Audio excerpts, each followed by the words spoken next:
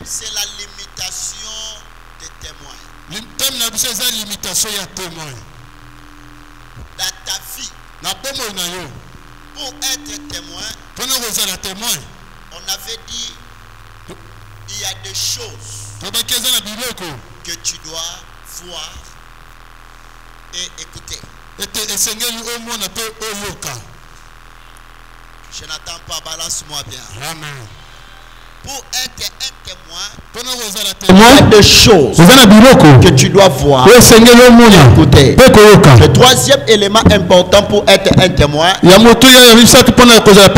c'est la présence. Parce qu'un témoin, on lui pose la question, est-ce que tu étais là? Est-ce que c'est ça? Amen. On pose souvent la question au témoin. Tu étais là quand cela est fait. Cet événement-là, est-ce que tu étais là? C'est-à-dire dans les domaines de limitation d'être témoin, le monde des ténèbres peut travailler ta présence. Parce qu'ils savent bien, si ta présence est là, tu deviens directement témoin. Parce qu'un témoin, c'est celui qui est présent au moment de l'action, au moment du fait. Le monde des ténèbres, lorsqu'il veut imiter quelqu'un, ne peut pas être témoin. On va prendre le nom de la personne, on enlève ça la liste des gens qui doivent se marier. Pour la témoin, il y a Amen. On va prendre ton nom, on enlève la présence de ton nom à la liste de gens qui ont l'argent. Yes. On enlève ton nom dans la présence, à la liste de présence de gens qui ont de belles maisons.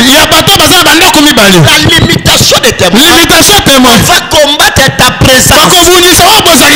Un témoin, c'est celui qui est présent. Il connaît témoin lorsqu'on n'est pas présent devant une situation. L'illégibilité de quelqu'un d'être témoin se détermine aussi par la capacité de la présence de la personne. On pose la question, tu étais là? Quand tu es là, tu diras oui, je suis témoin. C'est pourquoi aujourd'hui il faut combo nayo et à la présence na liste bato zamba pamboli. Amen. Oka amen bato pesanga. Amen. Mais ce qui combo nayo c'est comme présent na liste bato zamba pamboli, yo peut comme témoin ya bénédiction zamba. Amen. Témoin ya grandeur zamba. Amen. Témoin ya élévation zamba. Amen. Walo binanga amen comme témoin. Amen. Comme témoin. Amen. Comme témoin. Amen. Comme témoin. Amen. Comme témoin. Amen. On ne peut pas devenir témoin. L'éligibilité de quelqu'un dans les témoins, on doit sentir ta présence. Pas être là. Amen. Oh no solongola kombo na yo. Amen. Na liste à présence abatambongo na longolo lokola. Amen. Kota la liste wala. Amen. Kota la liste wala. Amen. Kota la liste wala. Amen. Kota la liste wala. Amen. Kombo ne kota la liste à présence. Amen. Bato bazana ba visa France. Amen. Ya bato bazana visa Canada. Amen. Ya bato bazo sa nomination. Amen. Bana wazo tele mazamba changer kombo na. Amen. La bizamba changer kombo na yo. Amen. Bizamba changer kombo na yo. Amen. Olobi na amen asakoli. Amen. Kombo na yo kota. Amen. La liste à présence. Amen. Ya bato zamba pambola dans un mois. Amen. Botata maboko na bigalo. Kombo na yo. Yes. Ekota la liste à présence. Amen. Bato bazo nommer kalamingi te. Amen. Ya bato ba pambola makalamingi te. Amen. Lorsque ton nom n'est pas présent, jamais témoin. Amen. Le prophète des nations, l'homme seul limité, avancez papa to pambolama. Amen. Kobima awa lelo oye longola kombo na yo na liste à présence à batambongo to longola ko na kombo na Yesu. Amen. Longola kombo na yo. Reçois la grâce. Reçois la grâce. Reçois la grâce. La grâce. La grâce. La grâce. La grâce.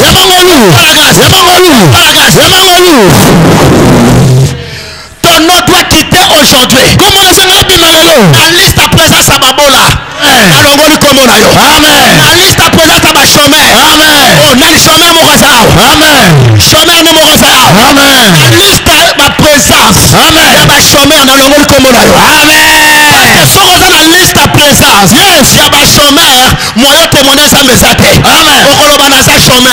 Amen. Yango jour j'étais yo. Amen. Le jour j'étais yo. Pourquoi j'étais yo? Il a rencontré Dieu. Okutana zame. C'était terrible. Il a rencontré Dieu. Okutana zame. Son nom. Comment le nom de sa famille n'est pas dans la liste que Dieu a béni. Comme le nom n'est pas dans la liste de présence. Dieu, sa famille la plus pauvre. Quoi? Le témoignage de Gédéon est un témoignage négatif. Il y a beaucoup de gens. Témoignage. Dieu négatif. La liste à présence. Baso batomboma ozate. Amen. Libalo batomboma ozate. Amen. Lelo na kotisi kombo na yo.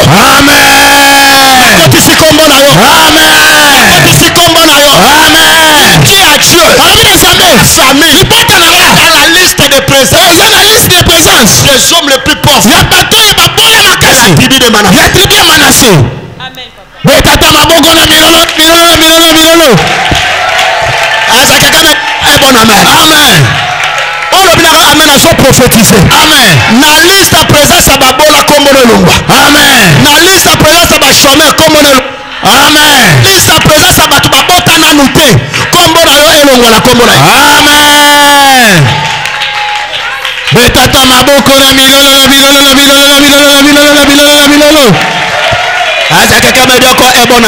Amen. Reçois la présence de Dieu. Amen. Il faut la présence. Et c'est nous besoin ici. Eh ben on bimisa papier bon tanga. Banani bana mapangu na ma campagne kombo na kati. Amen. Banani bana mapangu na famille kombo na kati. Amen. Présence na yo na makambu wana ndezo rendre yo témoin ensemble. Amen. Mais si ton nom n'est pas présent, comment les présent? La bénédiction, l'élévation, la succès, tu n'es pas témoin de Dieu. Témoin ensemble. Pour être un témoin. Non. Comment na yo doit être présent. Betata mabongo na milolo. Yango moni batunaka babi na makambo esalami nani yango azalaki présent. Amen. Batunaka nani yango azalaki nini présent. Nde mutu siko azalaki présent lobi winga nazalaki wana etango za présent okoloba oyo ezoleka.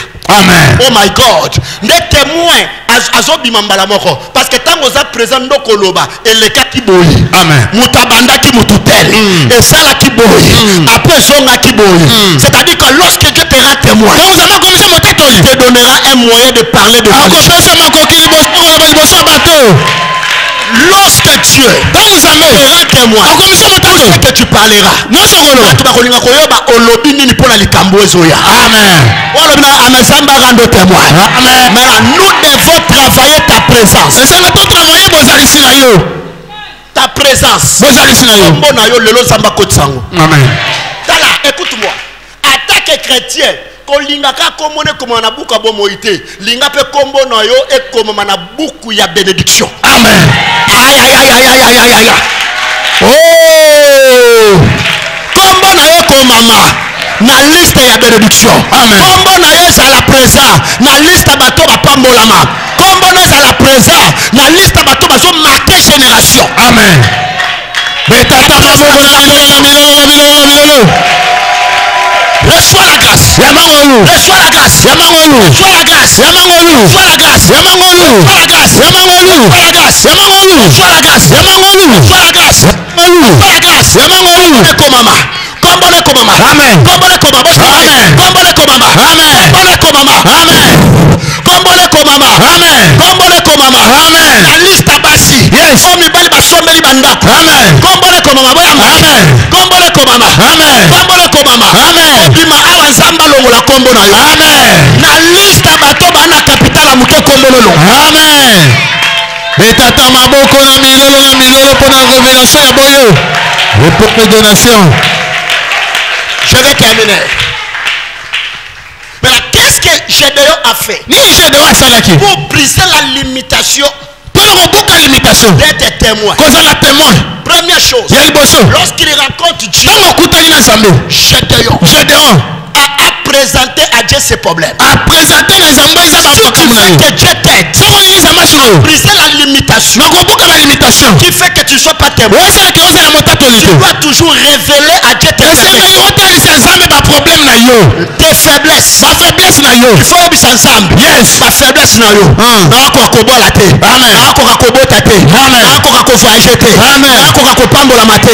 Tu dois montrer à Dieu les faiblesses. À Dieu, ma famille est la famille la plus pauvre.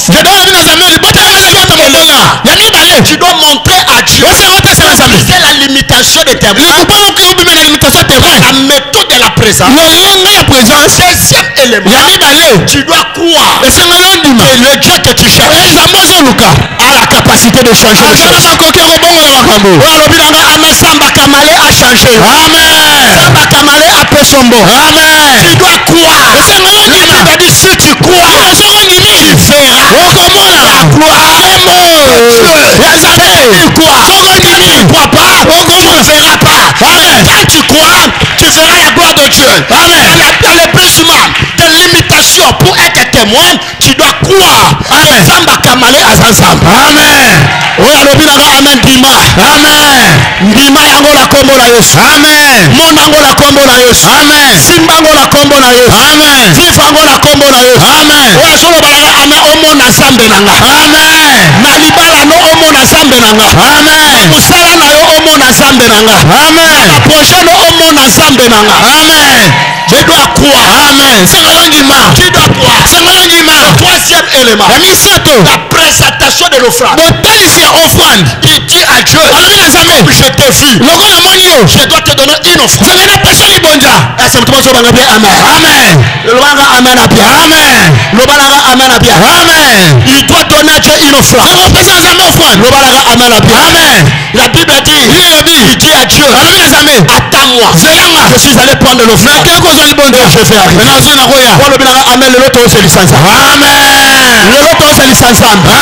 Le loto de la Zambe. Amen. La même enveloppe au dimanche. Amen. La enveloppe au dimanche. Amen. La Bible dit il a fait attendre Dieu. Il a fait attendre Dieu. L'état est arrivé. L'état est arrivé. Présence na yo. Amen. Eza na ba institution mboka. Amen. Présence no eza na Sénat. Amen. Ah bazoboya. To papa to le prophète bazoboya. To boyi te papa. Zambe na baboyi. To boyi te papa. Bilamba. To boyi te l'homme sans limite. To boyi te l'homme sans limite. Na so sakola. Amen. Présence na yo. Ekota na gouvernement. Amen. Présence na yo. Amen. Ekota na gouvernorat. Amen. Présence na yo. Amen. Ekota na ndako libala. Amen. Présence na yo. Amen. Ekota na maternité. Amen. Présence na yo. Amen. Betata maboko na bilolo. Il dit à Dieu, je te donne l'offrande. C'est trois choses. Élément. Tu dois montrer à Dieu tes Moïse a dit à Dieu, ce n'est pas la parole fatale. Yes. Moïse a dit à Dieu, tu peux libérer ce peuple. Ils sont vraiment un peuple turbulent. Salomon aussi a montré Dieu pas établi un peuple qu'on peut compter ni dénombrer. Ce n'est pas l'intelligence ni la sagesse. Parla comme ça. Salomon dévoilé à Dieu ses faiblesses. Bombelaka Zambe faiblesse te. Amen. Ndenge babombelaka mai mutakala te. Amen. Bombelaka Zambe faiblesse na yo te. Amen. Bombelaka Zambe botaulo te. Amen. Bana Zambe nazokoka te. Yes. Bana Zambe libala ezokufanga. Amen. Bana Zambe musala ezobebanga. Amen. Betata maboko na bilolo.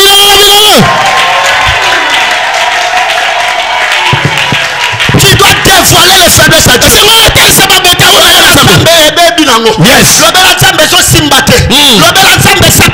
Yes.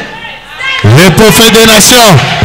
L'homme sans limite. La révélation des faiblesses à Dieu n'est pas un signe de faiblesse. C'est un signe de la reconnaissance personnelle. Ça montre que tu connais tes combats. Ça montre que tu connais tes combats. Ça montre que tu connais ce qui se passe dans ta vie. Tu dois défendre à Dieu tes faiblesses. Yes. Tous les grands hommes de Dieu de la Bible ont défendu à Dieu les faiblesses. Élie, après la victoire de Carmel, il a Dieu dans Kokachute. Yes. Élie le Tishbite, le plus grand prophète de tout le temps. Il a démontré les faiblesses à Dieu.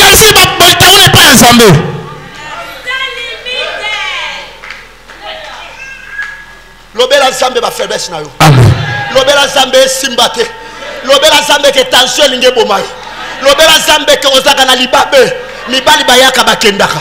Lobela Zambe ya yo mombongo matakate. Tu dois montrer que tes faiblesses. Pesa Zamba botao na yo.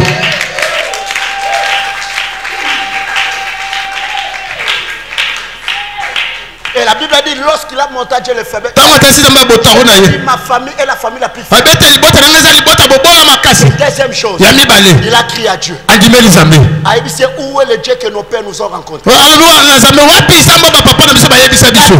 Il faut toujours rappeler à Dieu ce qu'il a déjà fait dans le passé. Le rappel Dieu, ce qu'il a fait dans le passé. 10 000 l'orgueil de Dieu pour terminer la situation présente dans ta vie. Amen. Au pambolami. Amen. Aïe aïe aïe, au pambolami. Amen. Oya koloka yo zamba lokaye. Amen. Zambe akamale na soloba. Amen. Aske na koloba lelo. Loba papa. Aske na koloba lelo. Loba papa. Oya koloka yo. Yes. Zamba lokaye. Amen. Oya kotala liso mabe. Yes. Zamba tala liso mabe. Amen. Oya kobundisa yo. Amen. Zamba bundisa ye. Amen. Oya koloka bana na yo. Amen. Mwana liboso kufa. Amen. Mwana mibala kufa. Amen. Oya kotelemela yo. Amen. Zamba telemela ye. Amen. Amen. Zamba mona ba faiblesse. Amen. Zamba mona ba faiblesse. Amen. Lorsqu'on est faible, où Dieu commence.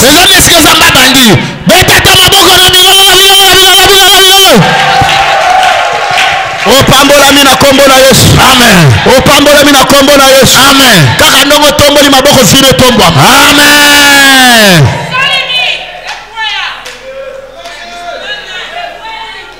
Tuna muta pembeni. Kombo na Yesu na liste ya présence ya nini?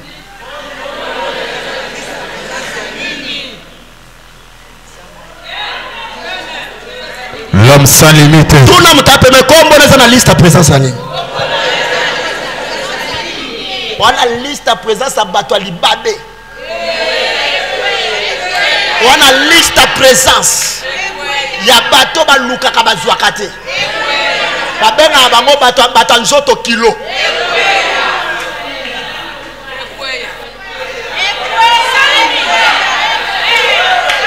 Yo ya yo oza su muta nzoto kilo te.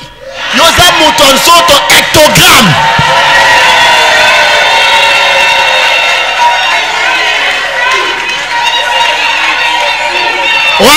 Amen. Zoto ne koma pepele. Amen. Zoto ne koma pepele. Amen. Zwa libala na pepele. Amen. Zwa musala na pepele. Amen. Zwa mbongo na pepele. Amen. Zwa visa na pepele. Amen. Nyonso kosala ezala pepele. Amen. Pepele, pepele.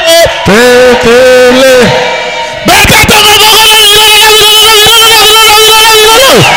Le prophète des nations.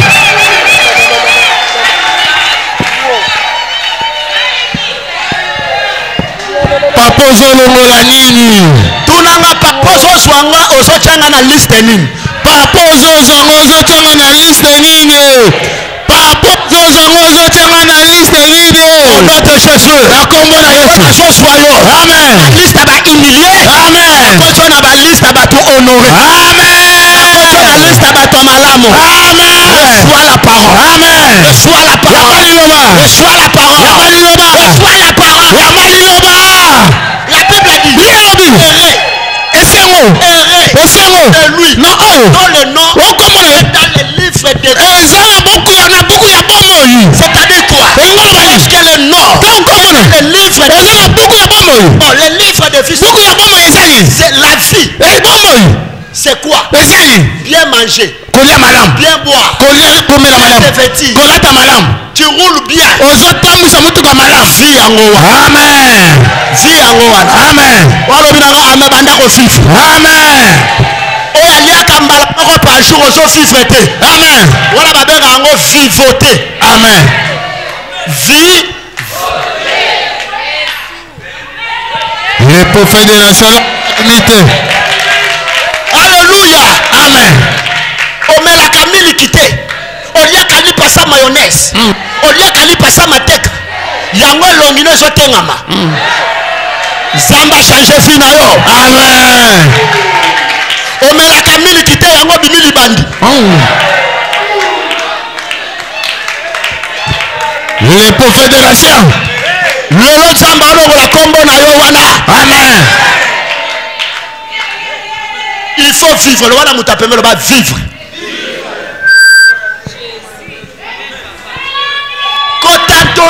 Cotantoneti. Vivre. Lia bien. Mela bien. Pema bien. Lala nanda kwa bien.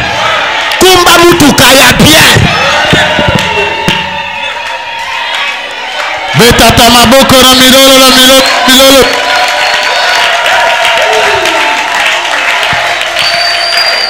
Kobima lelo makamne fongwa miloba Zamba. Amen. Lelo na longoli kombo na yo. Amen. Na liste à présence à batu babongaka te. Na longoli kombo na liste à présence batu bazofanda sima batu. Na longoli kombo na liste à présence ya bato basengaka mpona balia. Amen. Na longoli kombo na liste à présence batu badepanaka na bandeko ya poto bandeko ya ngola. Amen. Na longoli kombo na liste à présence. Parce que pour être témoin, tu dois être présent. Amen. La présence compte. Et elle joue un grand rôle.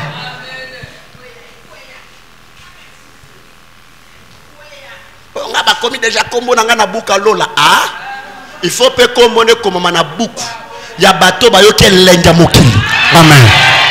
Chabo loba moi. Chabo moi.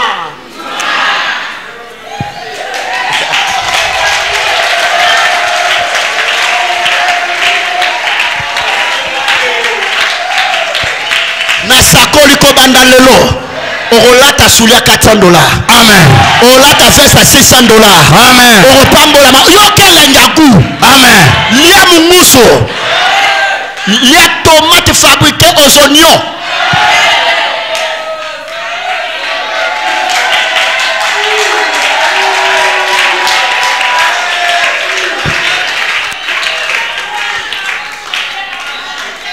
Yokagu ya mokili, yokagu ya mokili.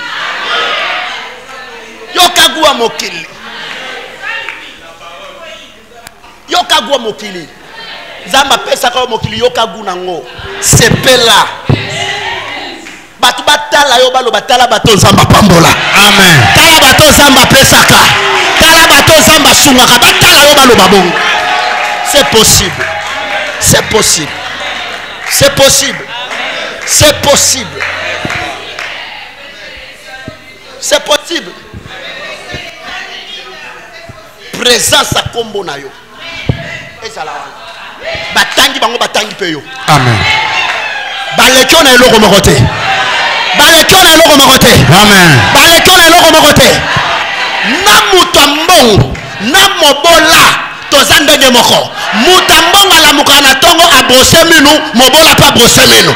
Mutambongo la mukana na tongo a sokoli, mobola pesa nini a sokoli.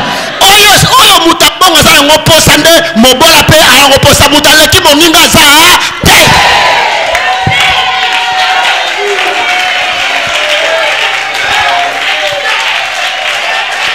Lobalanga amabien na te ya parole. Amen.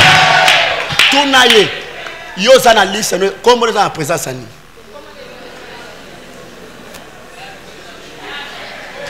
Oza comme dans la liste à présence ya nyongo ya loyer. Kombo neza na liste à présence.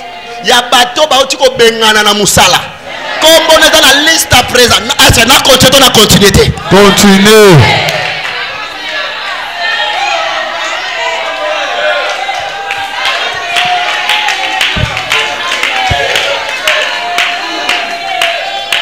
Amen. Limite quoi? Il faut écouer. Amen. Je vais terminer, écoutez, moi je termine ici. La parole de Dieu dit qu'il y avait 3 personnes dans la liste. À la croix. Il y avait Jésus et 2 voleurs. La parole de Dieu déclare.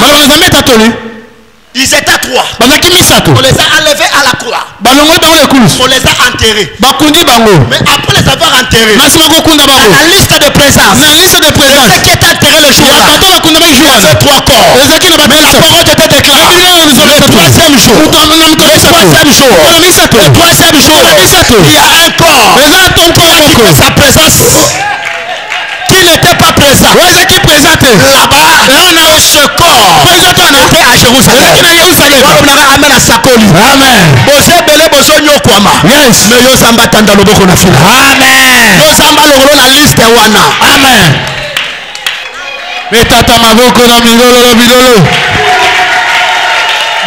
C'est la décompte finale. Mais Zamba yo kamawa. Yoba benga yoba peso obi manaliste. Amen. Bose la musala bose belé. Mais Zamba sala na liste ba tu bazana attente. Kombo na o se démarque. Oh! Reçois la parole de Dieu. Reçois la parole de Dieu.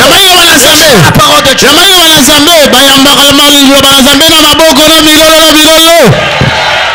Écoutez-moi bien. Aujourd'hui, mettez-vous, je vais terminer.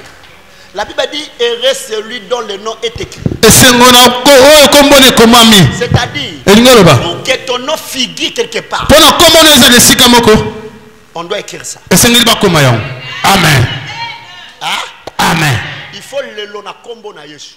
Na kombo na yo. Amen.